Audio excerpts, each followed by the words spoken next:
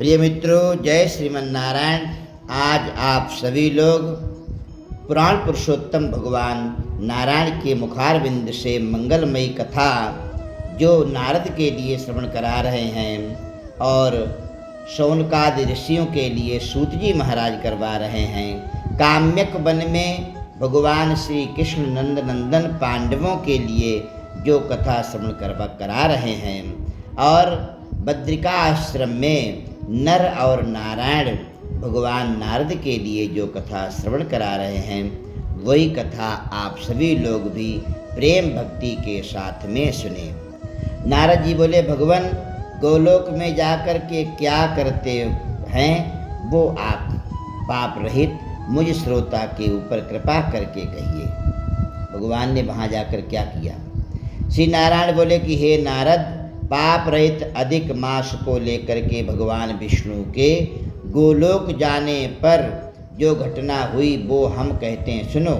उस गोलोक के अंदर मणियों के खम्भों से सुशोभित सुंदर पुरुषोत्तम के धाम को दूर से भगवान विष्णु देखते हैं। उस धाम के तेज से बंद हुए नेत्र वाले विष्णु धीरे धीरे नेत्र खोल करके और अधिक मास को अपने पीछे करके धीरे धीरे धाम की ओर जाते हुए अधिक मास के साथ में भगवान के मंदिर के पास में जाकर विष्णु अत्यंत प्रसन्न हुए और उठ करके खड़े हुए द्वारपालों से अभिनंदित भगवान विष्णु पुरुषोत्तम भगवान की शोभा से आनंदित होकर के धीरे धीरे मंदिर में गए और भीतर जाकर के शीघ्र ही पुरुषोत्तम भगवान कृष्ण को नमस्कार करते हैं।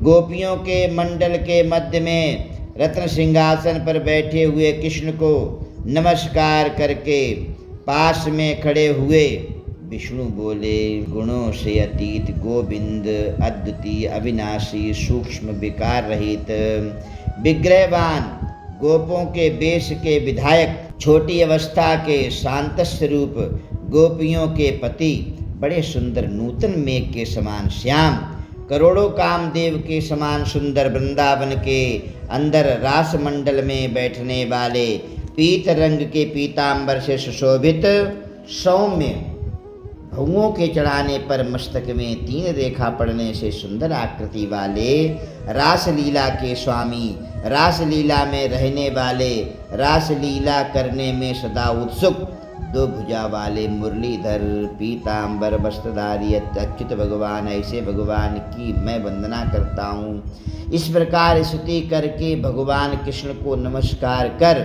पार्षदों द्वारा सकृत विष्णु रत्न सिंहासन पर कृष्ण की आज्ञा से बैठे। श्री भगवान नारायण बोले, यह विष्णु का दिया हुआ स्तोत्र प्रातः काल उठ करके जो पढ़ता है उसके समस्त पाप नष्ट हो जाते हैं। इस स्तोत्र के लिए जो कोई भी कहता या सुनता है उसके सारे दुख दरिद्रता सब दूर हो जाते हैं। अतः हे विष्णु, आप यहाँ क्यों आए हैं और यह क्यों रो रहा है? यह कौन है आपके साथ? इस गोलोक में तो कोई भी दुख का भागी नहीं है। इस गोलोक में रहने वाले तो सर्वदा आनंद मगन रहते हैं। ये लोग तो स्वप्न में भी दुष्ट वार्ता या दुख भरा समाचार सुनते ही नहीं। अतः हे विष्णु, यह क्यों रो रहा है, क्यों कांपता है? आँखों से आंसू बहाता हुआ हमारे सन्मुख किस लिए खड़ा है? श्री नारायण बोले, नवीन मेघ के समान श्याम सुंदर गोलोक के नाथ का वचन सुनकर के सिंहासन से उठ करके महाविष्णु मलमास की संपूर्ण दुख गाथा कहते हुए, हे वृंदावन की शोभा के नाथ, हे श्री कृष्ण नंदन मुरली धारण करने वाले, इस अधिक मास के दुख को आपके सामने कहता हूँ। आप ध्यान पूर्वक सुनिए। हे प्रभु, इसके दुखित होने के कारण ही स्वामी रहित अधिक मास को लेकर के मैं आपके पास में आया हूँ। इसके उग्र दुख रूप अग्नि को आप शांत करें। यह अधिक मास सूर्य की संक्रांति से रहित है, मलिन है, शुभ कर्म से सदा वर्जित है। स्वामी रहित मास में स्नान आदि नहीं करना चाहिए। ऐसा कहकर वनस्पति इत्यादि जो भी हैं, मास इत्यादि हैं, तिथियां हैं, उन सभी ने इसका निरादर कर दिया है। द्वादश मास 12 महीने कलाक्षण अयन संवत्सर आदि शेषरों ने अपने अपने स्वामी के गर्भ से इसका अत्यंत निरादर किया है। इसी दुखाग्नि से जला हुआ यह मरने के लिए तैयार हुआ। तब अन्य दयालु व्यक्तियों द्वारा प्रेरित होकर के हे ऋषि के शरण चाहने की इच्छा से हमारे पास आया और कांपते कांपते घड़ी घड़ी रोते रोते अपना सब दुख जाल इसने कहा, इसका यह बड़ा भारी दुख आपके बिना टल नहीं सकता है।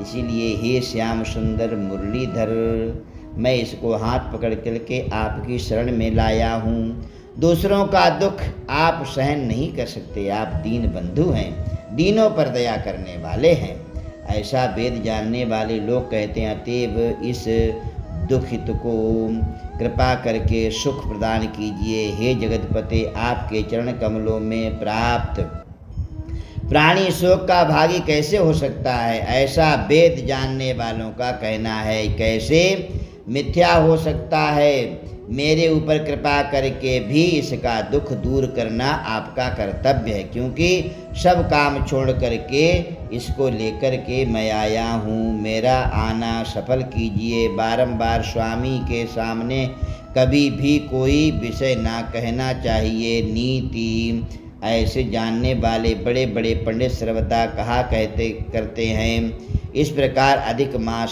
सब दुख भगवान श्री कृष्ण से कहकर हरि कृष्ण के मुखमंडल की ओर देखते हुए कृष्ण के पास ही हाथ जोड़ करके खड़ा हो गया। ऋषि लोग बोले, हे सूत जी, आप दाताओं में श्रेष्ठ हैं, आपकी दीर्घायु हो, जिससे हम लोग आपके मुख से भगवान की लीला के कथा रूप अमृत का पान कर रहे हैं। हे सूत जी महाराज, गोलोकवासी भगवान श्री कृष्ण ने विष्णु के प्रति फिर क्या कहा और क्या किया इत्यादि लोकोपकारक विष्णु कृष्ण का संवाद जो भी हुआ वो कृपा करके मुझे सुनाएं। आज आप लोगों ने छठे अध्याय की कथा श्रवण की।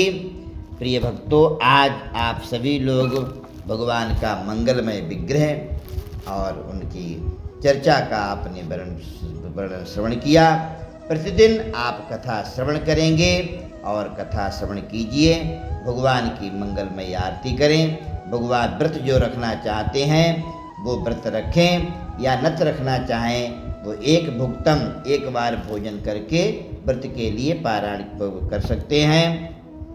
और कुछ लोग फलाहार रखना चाहते हैं तो फलाहार खा करके भी वो लोग पूरे मास पुरुषोत्तम मास का व्रत करें। साथ में नीचे सोएं और निषेध चीज़ों का सेवन ना करें। जय श्रीमन नारायण।